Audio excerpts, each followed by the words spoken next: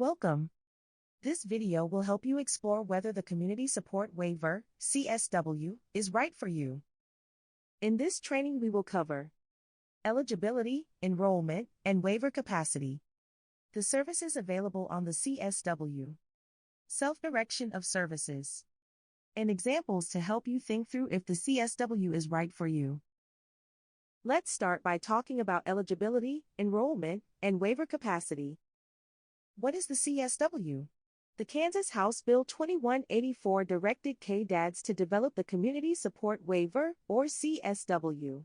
The CSW is designed for Kansans with intellectual or developmental disabilities, ages 5 and up, who do not need continuous, 24-hour paid support.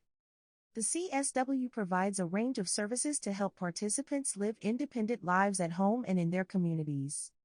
This includes increasing access to services for people with intellectual or developmental disabilities, enhancing natural supports and family caregiving, helping people find competitive integrated employment, promoting connection to the community, and increasing opportunities for self-direction of services. The CSW provides a per-person annual budget of up to $20,000. You may be wondering who can enroll in the CSW. To be eligible for the CSW, you must meet the following requirements each year. 5 years of age or older. Determined to have an intellectual disability that began before age 18 or a developmental disability that began before age 22. Determined program eligible by the Kansas Department for Aging and Disability Services, KDADS. Meet Medicaid long-term care institutional threshold. Determined financially eligible for Medicaid by the Kansas Department of Health and Environment, KDHE. Resident of Kansas. The level of care requirements for the CSW are the same as those for the IDD waiver. Annual eligibility reassessments are required.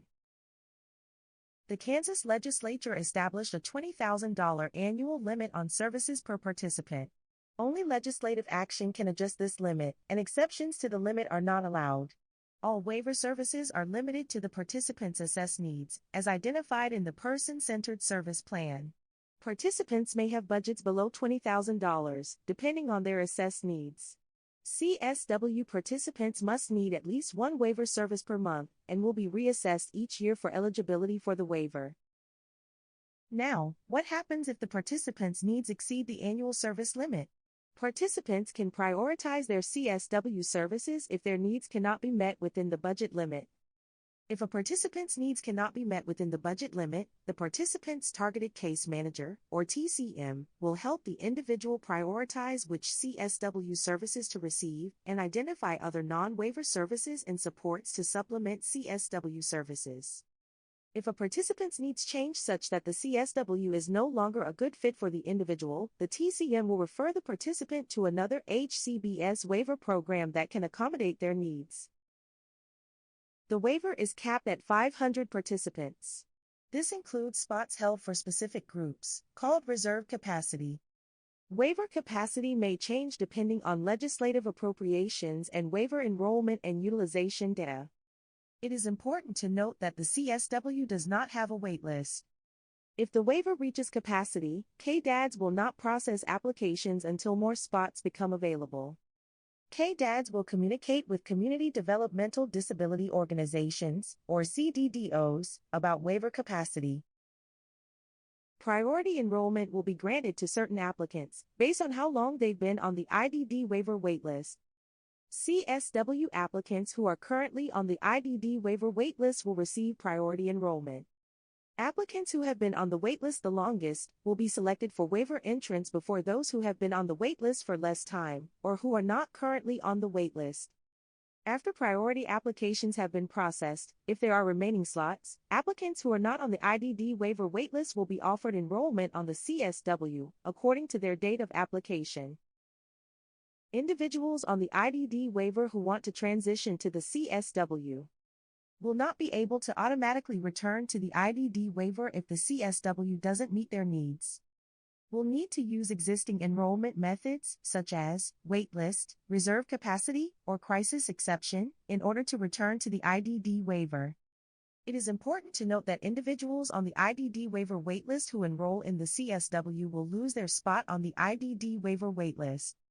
Community Developmental Disability Organizations, or CDDOs, help eligible waiver applicants make an informed choice about whether to enroll on the CSW. For you to know if the CSW is right for you, it's important to know more about the services offered. In the next several slides, we will provide information about each service. This list shows the various services available under the CSW. Individual Employment Support Services, Personal Care Services, Respite, Behavior Therapy, Occupational Therapy, Physical Therapy, Speech and Language Therapy, Assistive Technology, Benefits Planning, Career Exploration and Planning, Family/Caregiver Support and Training, Home and Environmental Modification Services, Home Telehealth, Individual Directed Goods and Services, Life Skill Services, Medication Reminder Services, Non-Medical Transportation, Personal Emergency Response Systems, Remote Support Services, Specialized Medical Equipment and Supplies, and Vehicle Modification Services. The services in bold: Personal Care Services, Respite, Family/Caregiver Support and Training, Individual Directed Goods and Services, and Non-Medical Transportation, are services that can be self-directed. We will talk more about self-direction later on in this training. Let's now briefly discuss each of these services. Individual Employment Support, IES, services provides job-related support to help individuals maintain competitive integrated employment, customized employment, or self-employment. Employment specialists collaborate with participants and their employers to provide guidance, coaching, and problem-solving strategies for long-term job success. The goal is to maximize the participants' potential, enhance their job satisfaction, and promote integration within the workplace. Personal Care Services, PCS, help waiver participants accomplish tasks that they would normally do for themselves if they did not have a disability, including the following: Activities of daily living, ADLs, which includes bathing, dressing, toileting, transferring, ambulating, and eating. Health maintenance activities, HMAs, which includes ostomy care, catheter care, enteral nutrition, wound care, range of motion, reporting changes in condition, and medication administration.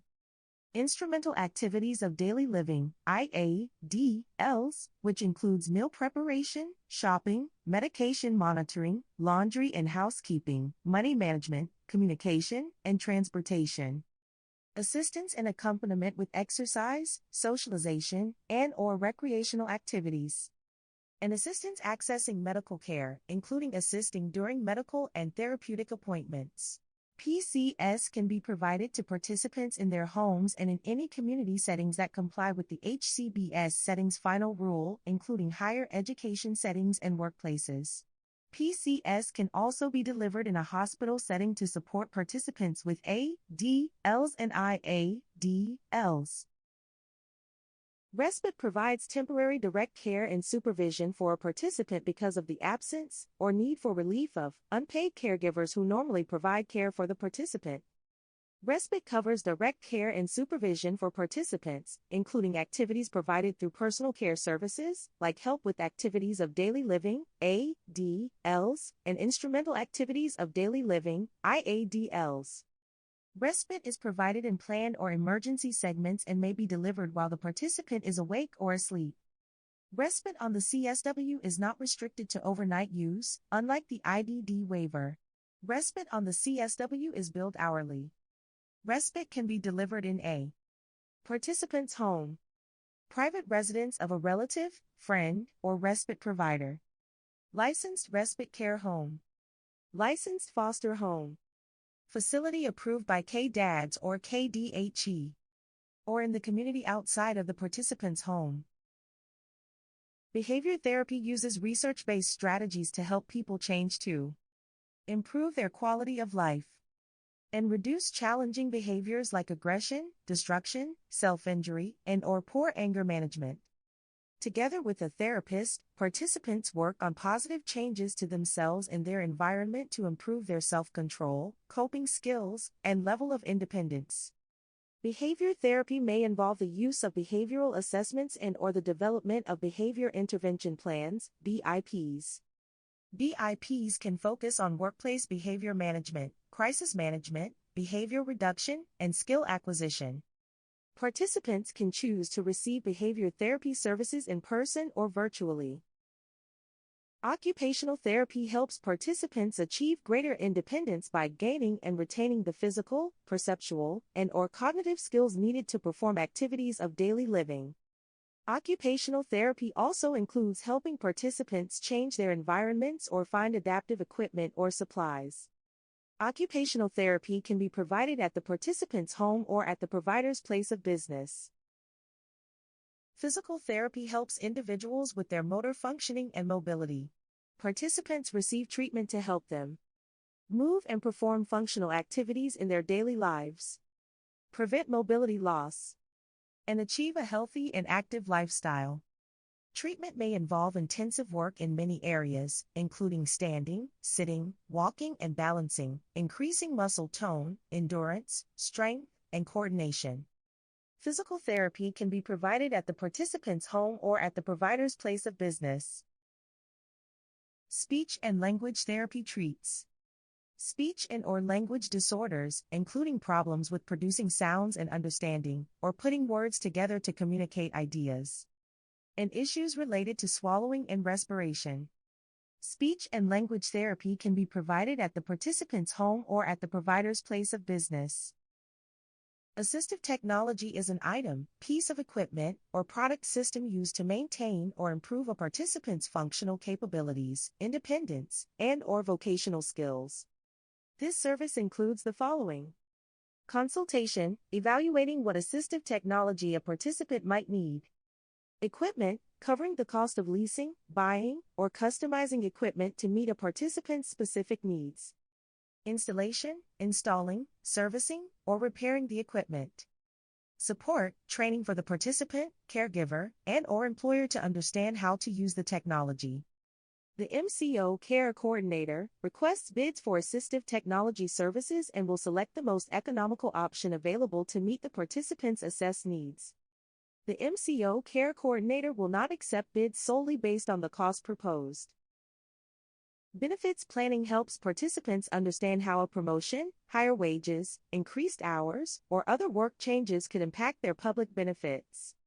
Certified benefits planners help participants with the following: verifying their benefits and planning for the future, developing plans for achieving self-sufficiency, PASS, and property essential to self-support, PESS, coordinating work incentives across multiple benefit programs, and reporting their income for public benefit programs, including to the Social Security Administration. Participants can use benefits planning if they are considering an employment opportunity or job change, seeking career advancement, or need help solving financial problems to maintain benefit eligibility and employment. This service can be provided in person or virtually. Career exploration and planning helps participants obtain or advance in competitive integrated employment or self-employment. It includes the following: job exploration, helping participants explore potential career paths, understand industry requirements, and assess their skills and interests. Job search, helping participants identify job openings. Resume management, helping participants create effective resume, tailor them to specific job applications, and manage professional documents. Job application, helping participants throughout the job application process, including completing applications, following up, and negotiating offers. Interview preparation and support, providing practice interviews, coaching on interview techniques, and offering advice on answering common interview questions. Community outreach calls, facilitating outreach to potential employers through calls, networking events, or industry connections. Career exploration and planning can be provided one-on-one or in a group, at a participant's residence, the provider's place of business, or in a community setting virtually or in person. Family/caregiver support and training is delivered to family members or caregivers who provide unpaid support, companionship, or supervision to participants. This service may not be used to train paid caregivers. This includes support and training on the following: how to provide a safe and supportive environment for participants, healthy coping strategies to decrease caregiver strain, improve relationships with others, and increase social supports, understanding and addressing the participants' specific needs and their person-centered service plan, problem-solving skills, coping mechanisms, and strategies for the participants' symptoms and behavior management, understanding the waiver process, and finding supportive resources in the community. Family/caregiver support and training can be provided individually or in a group setting and delivered virtually or in person. Home and Environmental Modification Services, HEMS, provide physical modifications to a participant's home to give the participant greater independence and create a safer, healthier environment. Allowed modifications are based on an assessment of the participant's needs. Service includes the following: modifications to the participant's home, training to use the modification, and repairs or maintenance of the modification. Managed care organizations, or MCOs, request bids for HEMS and will select the most economical option available to meet the participant's assessed needs. MCOs will not accept bids solely based on the cost proposed. Home telehealth provides remote monitoring systems to help participants manage one or more diseases and catch early signs of trouble so intervention can occur before the participant's health declines. Includes participant education on one or more diseases and nursing supervision. Automates disease management activities. Engages participants with personalized interactions and education to improve their self-management. Reduces healthcare costs by helping the participant meet goals for diet, exercise, medication, treatments, and monitoring of conditions. Home telehealth is only available to participants who have had 2 or more hospitalizations or ER visits within the past year, or who are transitioning from a nursing facility back into the community. Examples include cardiac monitoring systems, vital sign telemonitoring system, vital sign telemonitoring mattress, and more. Individual Directed Goods and Services, IDGS, includes services, equipment, and/or supplies that cannot be obtained through any other CSW service or through the Medicaid state plan and address a participant need. IDGS are approved on a case-by-case basis but must meet the following criteria. The item or service decreases the need for other Medicaid services, promotes inclusion in the community, or increases the participant's safety at home. The participant cannot afford to buy the item or service, and it is not available through another source. The item or service advances the participant's goals listed in their person-centered service plan. The item or service is not experimental or prohibited by federal and state law. The item or service is acquired in the most cost-effective way: rental, lease, or purchase. The item or service can fit in the participant-directed budget without affecting health or safety. And the item or service is only for the benefit of the participant. The FMS entity is responsible for purchasing IDGS authorized in the participant's person-centered service plan. IDGS are only available via self-direction. Individual Directed Goods and Services allow CSW participants to use their self-directed budget to purchase an item or service that meets their needs but isn't available through another CSW service. IDGS must be authorized in the participant's person-centered service plan. Life Skill Services help participants develop the practical, social, and emotional skills necessary for successful independent living, including communication.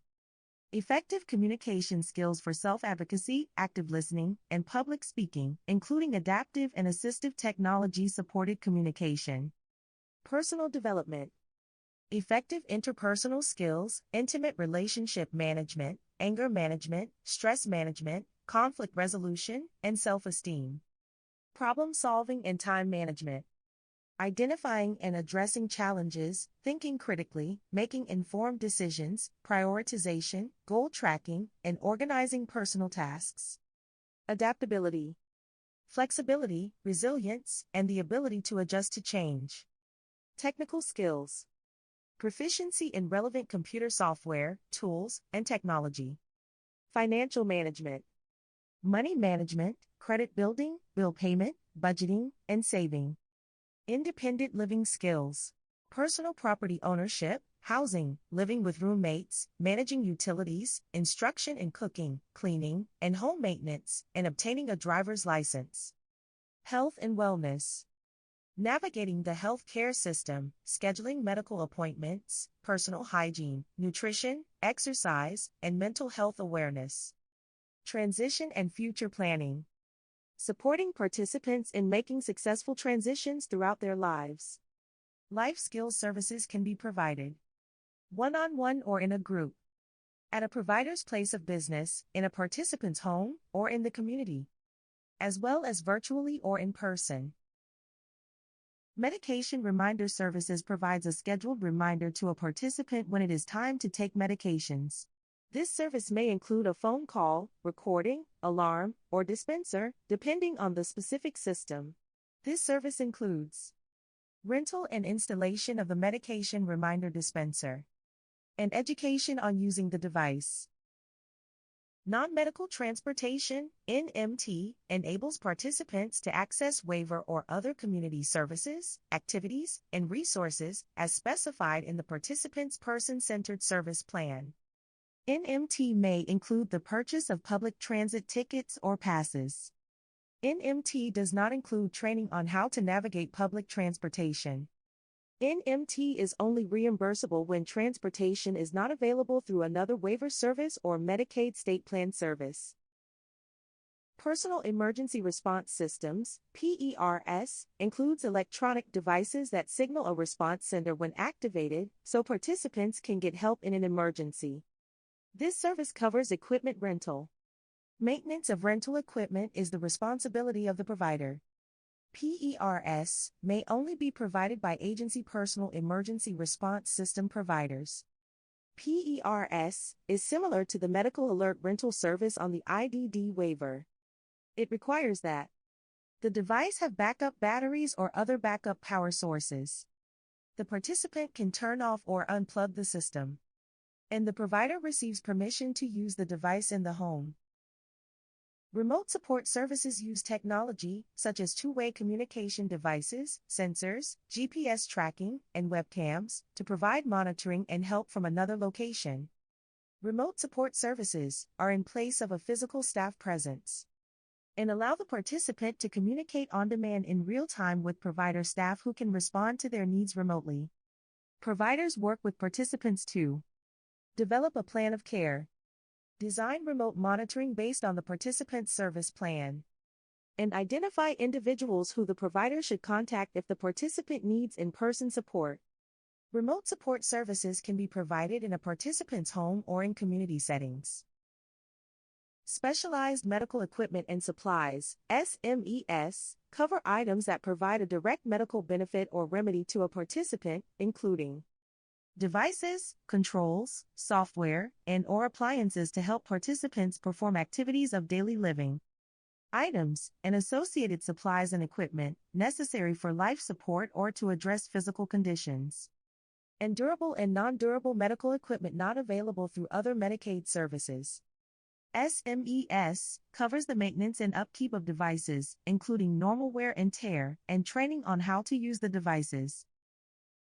Vehicle Modification Services, VMS, adapts a vehicle to the participant's safety needs and removes barriers to transportation. To be eligible for VMS, the vehicle must be the participant's primary means of transportation. VMS includes the following: assessment to determine what a participant needs as a driver or passenger. The purchase of parts or services needed to modify a car owned by the participant, a parent of a minor, or another unpaid primary caretaker. Repairs to a modification on a vehicle. And training on the use of the modification. The following services can be provided virtually and are subject to KDAD's Virtual Delivery of Services, VDS, policy. Individual Employment Support, IES, services. Personal Care Services. Behavior Therapy. Benefits planning services, career exploration and planning, family/caregiver support and training, and life skill services. The VDS policy states that VDS must be agreed to in the person-centered service plan. You must have an informed choice between in-person and virtual service delivery. VDS may not be the only service delivery option offered, and VDS cannot be used for the provider's convenience. Now that we have covered all of the services available under the CSW, let's learn more about self-direction of services. As a reminder, the CSW allows participants to self-direct the following services: personal care services, respite, non-medical transportation, family/caregiver support and training, and individual directed goods and services. Participants who choose to self-direct personal care services, respite, non-medical transportation, and family/caregiver support and training must do the following: recruit, hire, schedule, supervise, and train workers. Verify qualifications and, if desired, set extra qualifications above state minimums. Set staff wages within the approved rate range as applicable. Obtain criminal history/background checks. Determine staff duties consistent with service specifications. Approve timesheets. And replace and fire workers when needed. On the CSW, participants can select staff wages within the state's established rate range for personal care services, respite, and family/caregiver support and training. There is no rate range for non-medical transportation, and participants must pay providers the self-directed rate established by the state. CSW participants who self-direct one or more of their services receive additional support. TCMs will help self-directing participants with understanding the responsibilities and risks of self-direction, recruiting, hiring, and training staff, developing backup staffing plans, and determining staff wages and managing their self-directed budget, including IDGS purchases. TCMs will also review monthly spending plans to ensure they align with the participant's person-centered service plan. When a participant hires a worker to deliver a self-directed service, a financial management services (FMS) agency helps the participant verify background checks and minimum provider qualifications, complete timesheets and payroll, withhold and file required taxes, and provide reports on a participant's budget and service spending. The FMS agency, along with the TCM and MCO care coordinator, monitors a participant's self-directed budget and helps the participant address underspending, overuse or extra hours, uneven use of service hours, and high worker turnover. In the next several slides, we share some fictional stories of people considering if the CSW is right for them. The characters and events in this presentation are made up, but the experiences that inspired them are real. While we hope that the information in these stories is helpful for you, it is important to note that each person's situation is unique, and these stories are not intended to define your decisions. In addition, the services identified in these stories are just examples of services people might choose in the CSW. They are only a small representation of the 21 services available in the CSW. If you think that the CSW may be right for you, please reach out to your CDDO to review your unique situation. Your CDDO can provide you with the necessary information to help you make that decision. If you decide that you want to proceed with eligibility determination for the CSW, your CDDO will evaluate your eligibility using an eligibility assessment. Enrollment into and service authorization for the CSW are based on each person's assessed needs. Meet Riley. She has been on the IDD waitlist since her family moved to Topeka 3 years ago. Riley has a hard time meeting new friends and often spends time at home. Riley and her mother want to see if the CSW is a good fit for Riley. Since transitioning from high school and moving to Topeka, Riley spends most of her days looking at YouTube on her computer. Riley loves going camping and wants to work at her favorite sporting goods store in Topeka. Her mother says that with support, Riley would be a valuable employee. During Riley's high school transition program, she and her classmates volunteered and developed work skills. Both Riley and her mother understand that Riley will be removed from the IDD waiver waitlist if she enrolls in the CSW. Riley and her mother will continue to live together and have no plans for that to change. Her mother will be able to provide additional informal support Riley may need, beyond waiver services. Riley could benefit from the CSW. She has immediate needs and desired outcomes that can be met by enrolling into the CSW. Her mother is able to provide additional support that Riley might need, as well. She and her mother should speak with her CDDO to discuss whether to enroll in the waiver. The CDDO can provide the necessary information that will help Riley decide if the CSW can meet her needs and can evaluate her eligibility using an eligibility assessment. Waiver enrollment and service authorization are based on each individual's assessed needs. Meet Austin. He is about to celebrate his birthday and will be aging out of the autism waiver. He lives at home with his mother and father and 2 older sisters. Austin will be going to school with both of his sisters next year. His parents have been very pleased with the skills Austin developed while enrolled in the autism waiver. They also say that being connected to supports through the waiver helped them know more about resources for Austin and their family. While many of the services and supports Austin will receive will be provided by his family in his school, there are services within the CSW that are interesting to his family, such as respite and family/caregiver support and training. They think there may be additional beneficial services for Austin, but initially, these 2 stood out to them. Austin could benefit from the CSW. Waiver services Austin is likely to access can be provided within the annual service limit and will support both Austin and his family. His family should speak with his CDDO to discuss whether to enroll in the waiver. The CDDO can provide the necessary information that will help Austin's family decide if the CSW can meet his needs and can evaluate his eligibility using an eligibility assessment. Waiver enrollment and service authorization are based on each individual's assessed needs. Meet Lawrence. He and his mother, Vivian, recently moved to Kansas from another state to be close to Lawrence's sister after Vivian's husband died. Lawrence's mother is retired and, in addition to other caregiving support for Lawrence, provides supervision of him at home and in the community to assure he is safe. Vivian says that she is still able to provide caregiving support for Lawrence, but she is finding it increasingly difficult to assist him with dressing and bathing and other assistance needs that require her physical assistance. She has massage therapy every week to help manage her pain from caregiving, and her daughter stays with Lawrence during these appointments. Vivian and Lawrence's sister are co-court-appointed guardians for Lawrence. Vivian says that, in the event she dies or is no longer able to live with Lawrence, her daughter can take over as caregiver for a short time. However, her daughter travels frequently for work and will not be able to take over long-term. Vivian understands that Lawrence cannot be on the IDD waiver waitlist if he enrolls in the CSW, however, he needs services right now.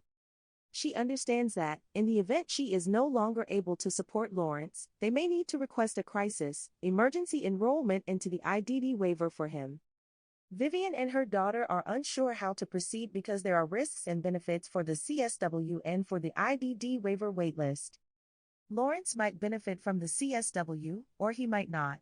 While he has the support of his mother and sister, the CSW would supplement that natural support. However, if his mother is no longer able to provide caregiving for Lawrence, his sister is not able to replace the support her mother provided. Lawrence's family should speak with his CDDO to discuss whether to enroll in the waiver or to place Lawrence on the IDD waiver waitlist.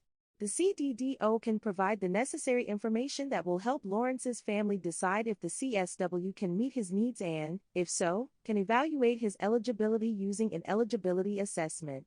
Waiver enrollment and service authorization are based on each individual's assessed needs. Meet Guadalupe, or Lupe, to her friends. All her life, people have commented on Lupe's independent streak. She had a teacher once who said that Lupe could accomplish anything she wants because she is so determined. Lupe thinks her teacher was right. Lupe is interested in self-direction because she likes being able to choose who she works with. She has a large family who support each other. Her older brother, mother, and father are the people she goes to most for advice and help. Lupe lives in her own apartment a block away from her parents. Her brother lives in the same area and the family often spends time together.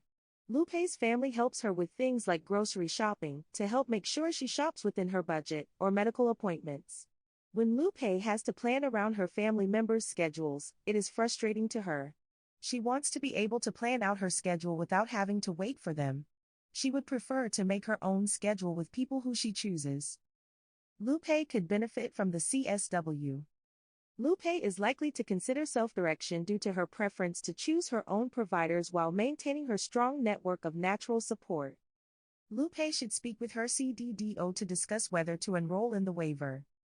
The CDDO can provide the necessary information that will help Lupe decide if the CSW can meet her needs and can evaluate her eligibility using an eligibility assessment. Waiver enrollment and service authorization are based on each individual's assessed needs. Meet Daniel. Daniel has lived at home with his parents his entire life. He has been on the IDD waiver waitlist for 8 years and looks forward to enrolling in the waiver. His parents are both retired and provide support for Daniel's needs. Daniel's parents are starting to discuss the possibility of moving to an independent living apartment for older adults. They don't have specific plans yet but are considering their options. Daniel and his parents have talked about what services are like in the IDD waiver, and he has several friends from Special Olympics who are enrolled in the waiver as well. Daniel and his parents know that it will be some time before Daniel enrolls into the IDD waiver from the waitlist, but they anticipate that there will be no change to their current situation before Daniel is offered enrollment. Daniel might not benefit from the CSW. In his current situation, he has no immediate needs that are not being supported.